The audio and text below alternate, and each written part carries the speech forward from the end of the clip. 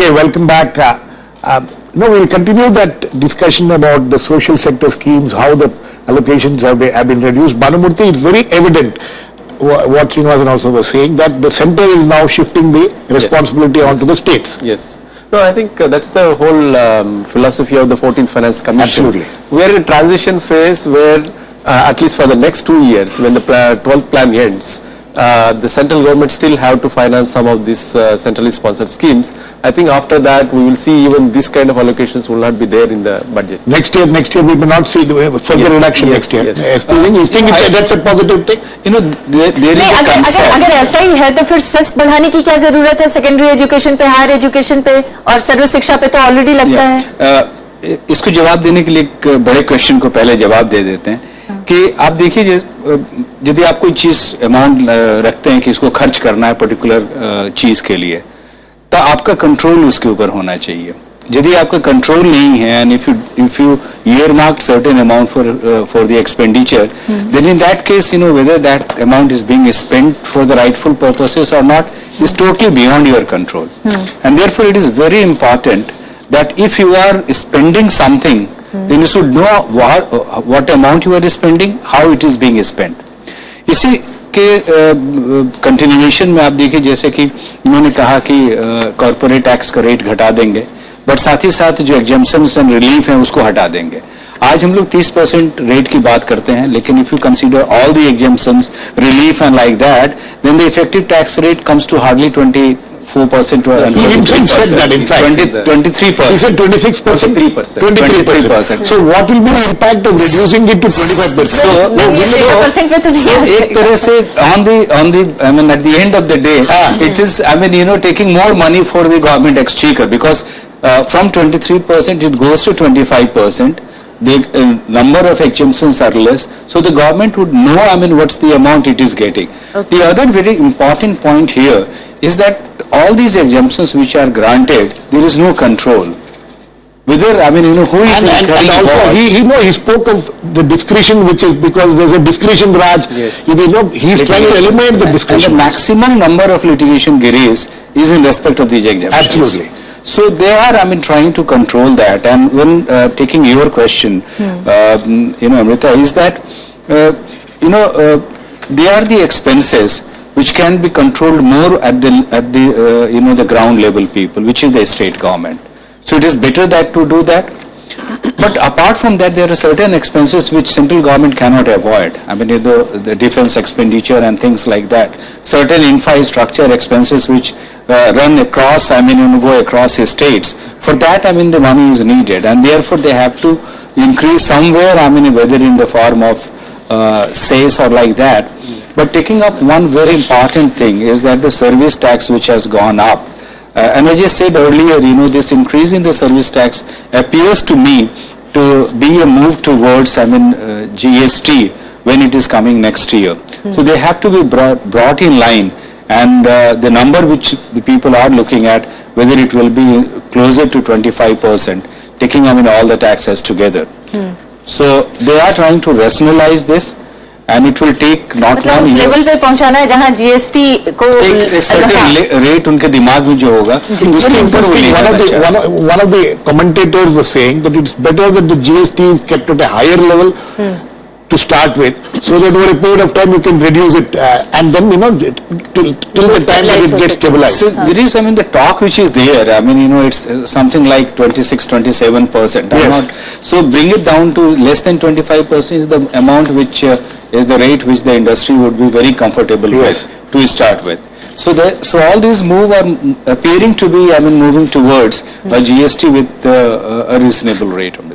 लेकिन overall social sector पर क्या आपको लग रहा है कि सरकार का ध्यान कुछ कम हो रहा है? बहुत दिनों से ये मांग हो रही थी कि सब्सिडीज को कम किया जाए और इंफ्रास्ट्रक्चर पे ज्यादा जोर दिया जाए ताकि ग्रोथ को थोड़ा ठीक किया जा सके, इंडस्ट्री को थोड़ा ठीक किया जा सके.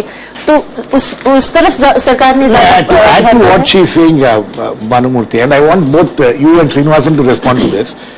You know, he doesn't talk much about subsidies. Then there is no, you know, he never focused on the issue of subsidies, but I'm sure when we look at the final print, we will be able to find out exactly what the government is up to on this. Right. No, I think to answer your question, I think this is the whole philosophy of expansionary fiscal consolidation is that reduce the subsidies, create this fiscal space for capital expenditure, and overall bring down the fiscal deficit. I think Right. that is the whole mantra of the fiscal consolidation. It looks like the budget has tried to address that kind of expansionary fiscal consolidation, but as Mr. Girish pointed out, it will be interesting to see what is the allocations on food security as well as fertilizer.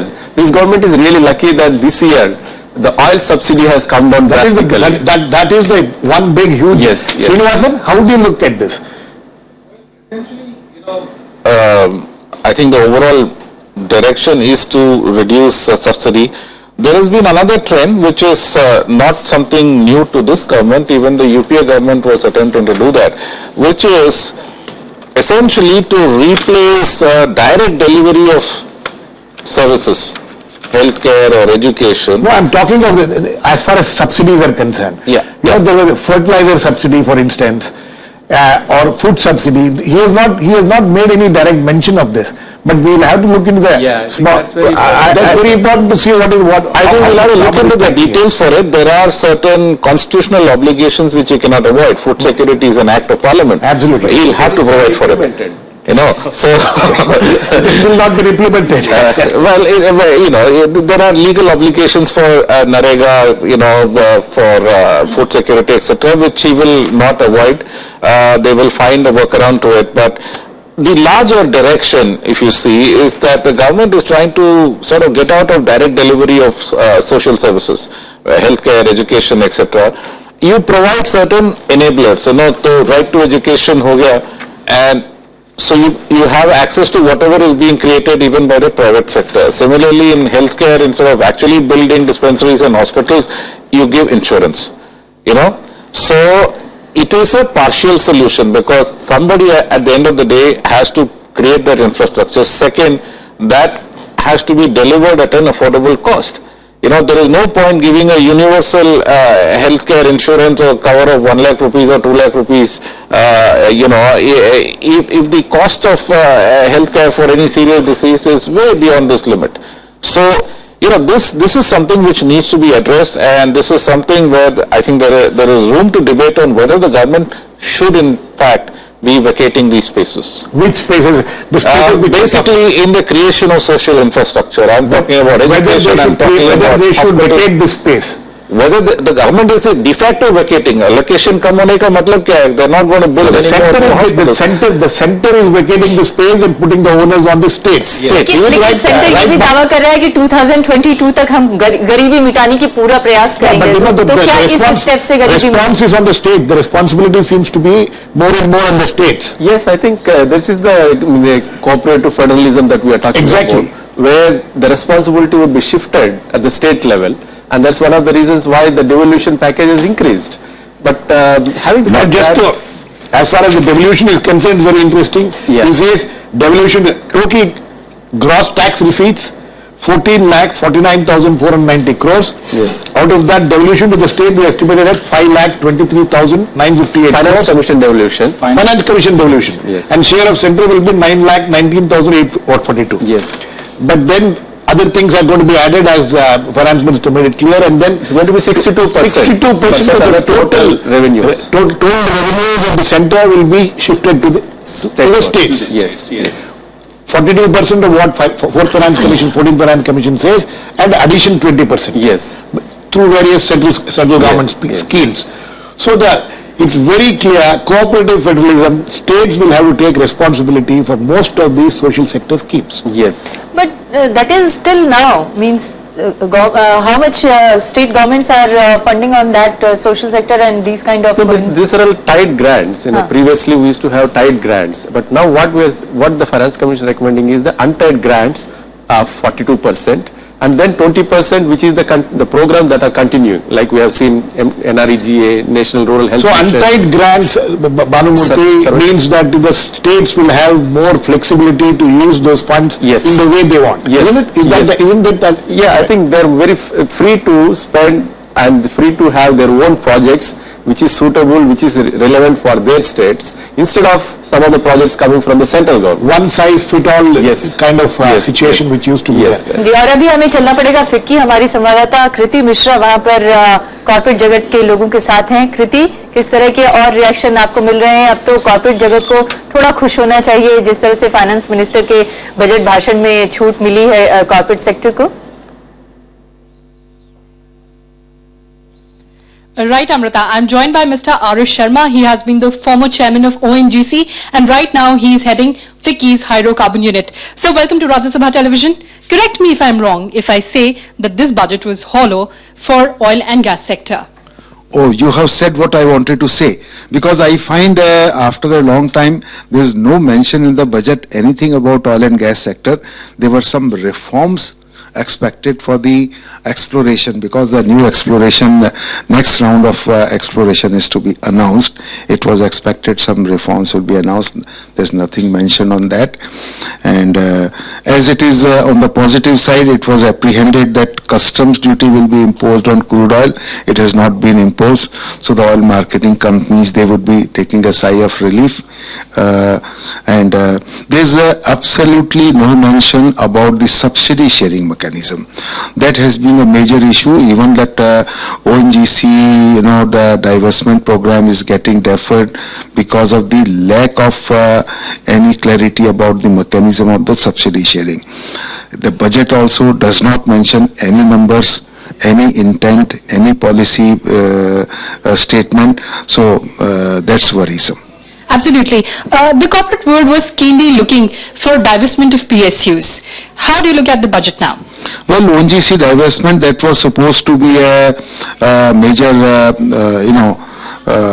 for the government, a major earner for the disinvestment. So, and since there is no mention on the subsidy sharing mechanism, so I see it's a negative. Absolutely. So negative voices coming from there. Back to the studio now. Okay, so there are certain concerns being expressed in the oil sector. Srinivasan, what is this concern which the gentleman there was expressing about subsidy sharing? जी, और अगर हम pie chart को हमारे देखें तो उसमें भी जो बजट का सैंक्शन हुआ है उसमें भी कमी आ रही है। पेट्रोलियम और गैस मंत्रालय को जो बजट इस बार दिया गया है उसमें काफी कमी है। Srinivasan? Yeah, well, subsidy sharing mechanism is basically that, there is the subsidy given to downstream companies, which is supposed to be partly funded by the upstream companies. Now, ONGC is an upstream company, it produces crude oil and gas, right? So the downstream refining and oil marketing companies, they undertake certain losses on account of selling some of their products below cost.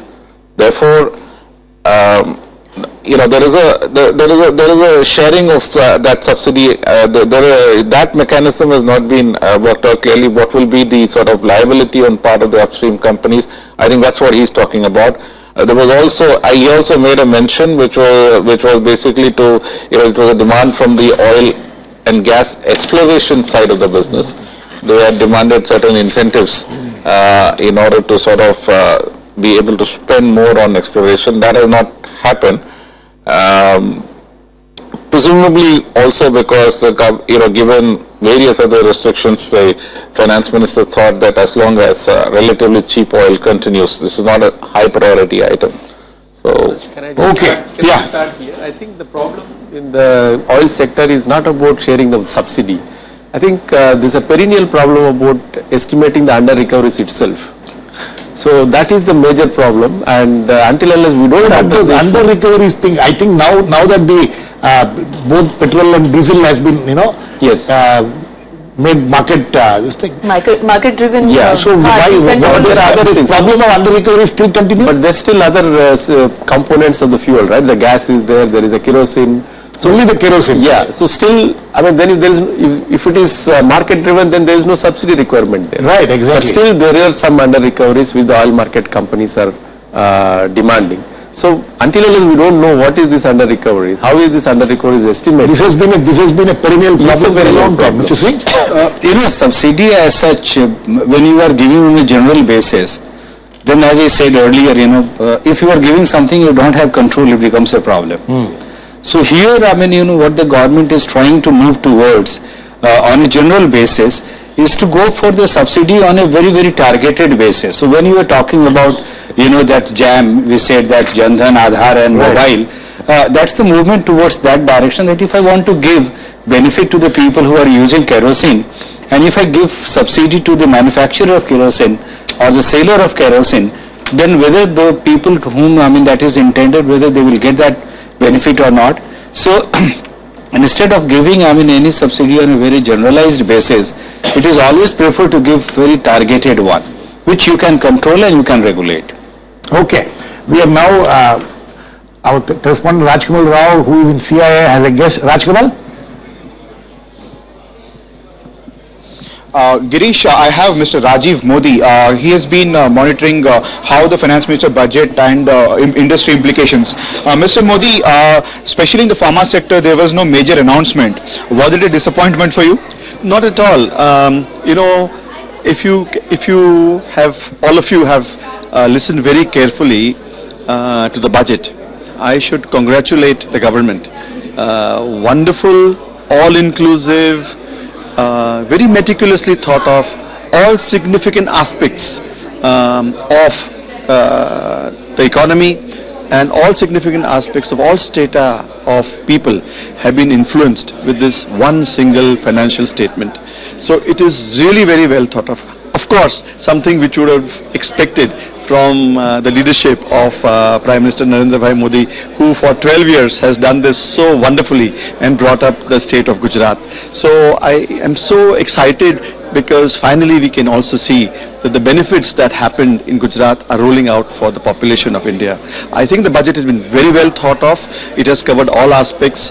There is a lot of fine print, and I'm sure pharmaceuticals is a star industry for India. Apart from in IT industry, India is very, very proud of the legacy of our pharmaceutical industry, which provides not only affordable, high-quality medicines for people of India, but the whole population of the world.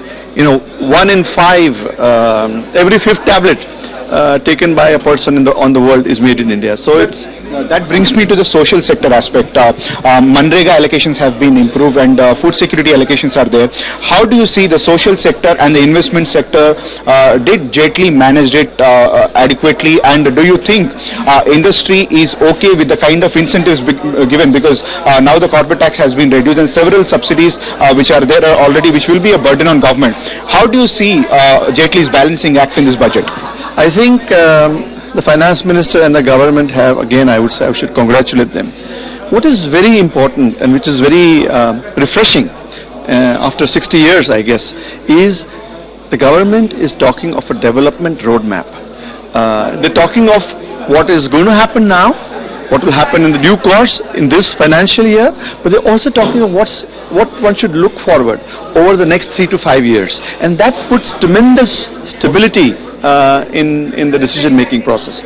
Thank you very much, sir. Girish, it's back to you. We have been listening from industry voices. They have been optimistic about Jaitley's budget. They are saying that it has not sounded numbers, but has been giving some indications on the way forward for industry and the industry to grow.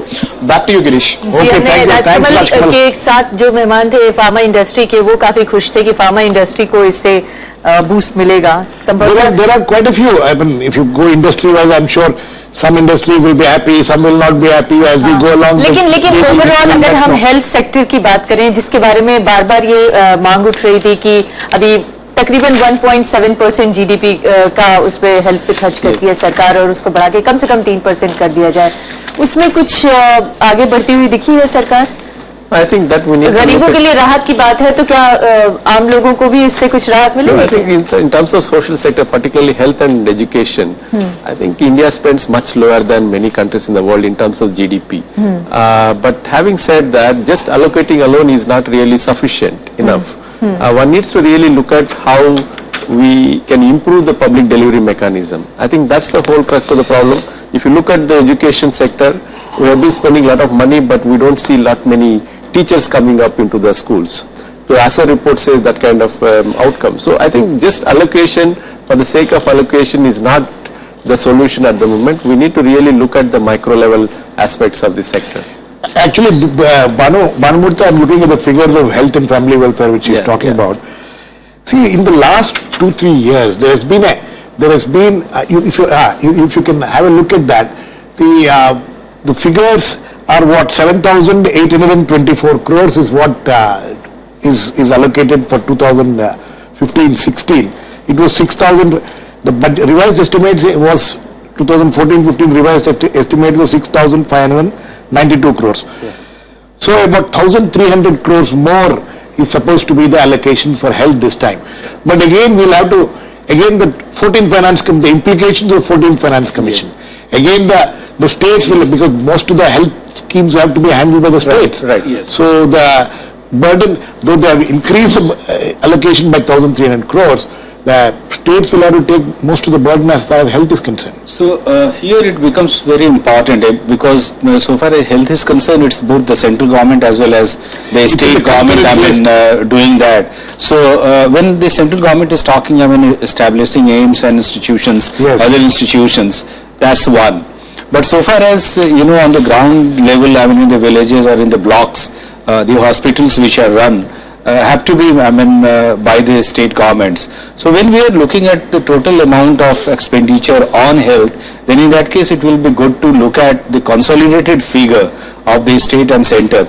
But I totally agree with Bhanu that the expenditure on the health sector is much lower than if you compare with other developing or even the developed countries. So we need to spend more and encourage states to allocate more fund on the health sector. Okay, I think we now have our correspondent Kriti Mishra in the at FICCI with the past president, I think. Kriti? Right, Girish. I'm joined by Mr. Siddharth Birla, past president of FICCI. Welcome to Rajya Sabha Television, sir.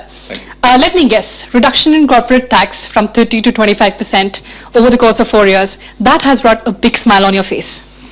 Well, it's not going to be the numbers, because I think that if you heard Mr. Jaitley, he said that the average tax collection is about 23%. So I think this reduction in tax rate will be money neutral. But the very important thing is going to be the simplification of the tax system, the tax administration, and clarity that, you don't have exemptions, so you have less leeway for litigation and complications. So I think that is the welcome message. In rupee terms, I think it will ultimately work out equal. All right. Can I ask and you, what about abolition of wealth tax Kriti, and can you hear me? Surcharge, 2% of surcharge? Kriti?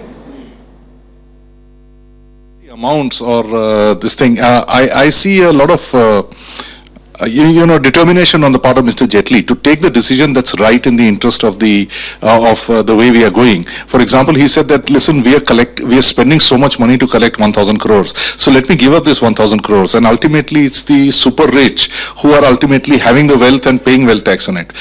By definition, if they are collecting 1% of wealth tax, I think there is obviously a lot of wealth tax that is also escaping the system very clearly, because India cannot have just 20,000 crores worth of assets. Absolutely, Mr. Birla. My anchors sitting in the studio are interested in asking you something. Yes, Girish. Kriti, please ask Mr. Birla, after this budget, whether the industry, the corporates will be enthused enough to invest more, because this has been one of the biggest complaints of theirs, ease of doing business and investing more.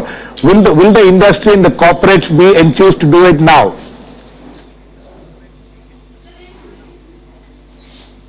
Right. So will the industry now be enthused to invest more in India?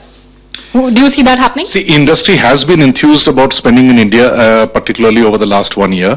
The reality was that the balance sheets are not in shape. Number two, the capacity utilizations of the industry were not in shape because the markets were not performing. Now, particularly as we saw in Q3, even the rural markets that were otherwise performing had fallen off. The FMCG companies and all which had done well had reported low offtake from the rural market. So indirectly, if you look that putting more money into Manrega, putting more money into the farm and rural sector is likely to boost that part of the economy. So what will happen is that Indian industry will invest once we are near full capacity utilizations and we see a market growth going forward. Last bit of paramount importance, Mr. Birla. World Bank in its report in 2014 ranked India at abysmally 142nd position out of 189 nations in ease of doing business. Do you see enough measures have been taken to address this issue? I think it's been flagged enough number of times. The Prime Minister has said that we will bring it down to number 50, which is incidentally something that we suggested, that, we must have a number. Just don't say we'll improve ease of doing business. Let's have a number. Prime Minister has said 2 years. It's been repeated many times. Ultimately, ease of doing business is will come from dismantling needless government structures and government regulations. I think the direction is being set for that, and we have to actually evaluate it 2 years down the line. But having said that, the more important thing is competitiveness. Ease of business is only one element of competitiveness, because I can go to the easiest place in the world to do business, but I may not be able to make money or compete. You see, so I may like to go to Switzerland, but if I invest in Switzerland, I won't make money. So what is the good of being number one on the list, but not being competitive enough or having a market good enough to make money?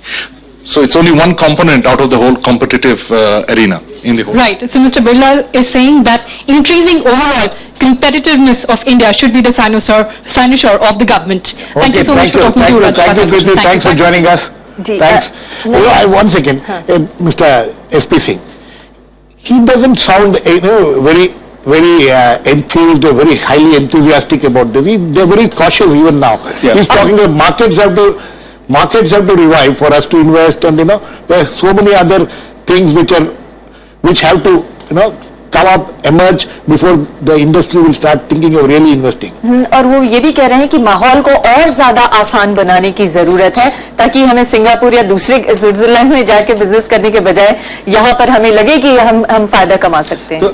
So, when we look at, I buy what Mr. Birla was trying to indicate. The thing is that when you are talking about investors coming to India, they will come for two purposes. One is to use Sorry to intervene. I am not just talking of investors coming to India, the foreign investors. Or the investors themselves are getting in India because they've been investing abroad. Yeah. So here, so far as an investor is concerned, he is very, he looks for, first, what will be the return coming out of it, and the second is about the certainty of the return. These are two very, very important and slightly diverse things. He's also talking of the market. There is no demand. The demand, the last 1 year, the problem has been demand. So he's talking about the demand. उसके लिए rural structure को बताया कि rural expenditure घटी है, जब वो घटा है तो फिर आपका डिमांड कहाँ है? So Girish, if when you are looking at, we should also look at that India is a very good place for providing services to the locations outside India. So if you look at the entire service sector, whether it is IT or otherwise, when you establish it, then in that case you have a competitor, in other locations. So what the investor would be looking at, whether India is providing a regime where it should establish, the service sector for providing the services within India and outside India. Now there are competitors, whether it is Philippines or whether it is Vietnam, even Poland and like that. So most important thing is what the investor would be looking for is, number one, whether there are the resources for providing the services, or if it is for the purpose of, the selling here, whether the market is here or not. And the market will develop only when, you have the service sector fully fledged, grown, where you have the more people earning and buying. You look at Bangalore, the way the Bangalore has come, it is because now the people have more purchasing power.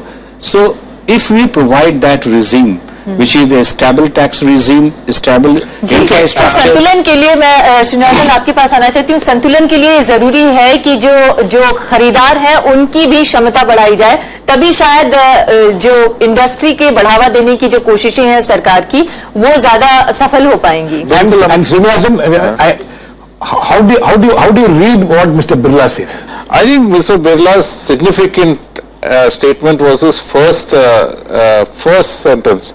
He said the balance sheets are not in shape. Exactly. Yes. Most Indian corporates are awash in debt. Absolutely. They went on a borrowing spree over the last few years of high growth, when money was, the US Fed was pumping billions and billions into the, into the system. Right.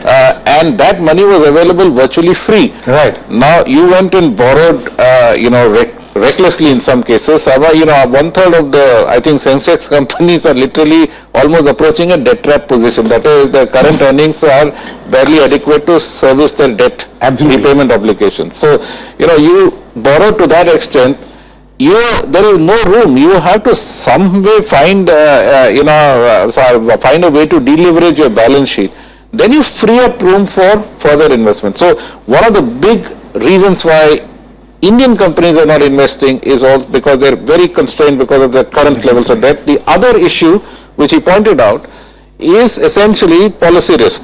Right. So that I think that the government has addressed, and this budget. To a certain has extent, right now they can't complain as far as the government's, government is concerned. वो तो कह रहे हैं कि सरकार सही दिशा में आगे बढ़ रही है, लेकिन अभी भरोसा उतना जग नहीं पाया है इन्वेस्टमेंट के लिए. So now Srinivasan, would I be right if I say the onus is now on the industry and the corporates to prove what the government has, is trying to give them the leverage, so that now it is up to them how they will invest and how they will make this whole thing work. I think it certainly is also up to the thing. Everything the government cannot do. Exactly.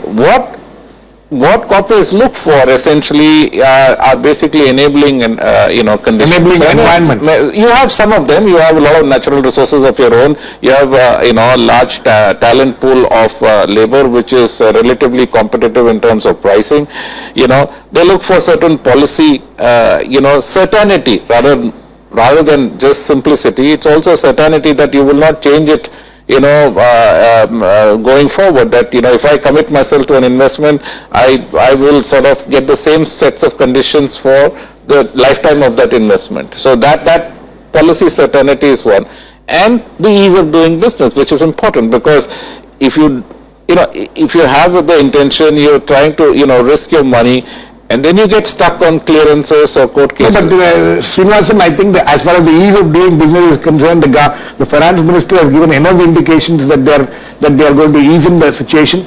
Now it's up to the corporates. उसके सिलसिले में अगर देखा जाए तो अभी हाल के 6 ordinance इतने महत्वपूर्ण हैं जिसको लेकर पॉलिटिकली कितना फाइट करना पड़ रहा है सरकार को, बावजूद इसके सरकार अभी डटी हुई है. तो हम ये कह सकते हैं कि भले सरकार अपनी तरफ से सरकार कोशिश करिए कि बिजनेस को आसान करने के लिए रास्ता तैयार कर सके. Can I just add to what Mr. Birla has? I think there is a two important aspect that he raised. One is that declining rural demand. The other one is the balance sheet. The second one is the balance sheet syndrome, which the economic survey also points out. Right. The solution for these two things is that you increase the demand in the rural segment.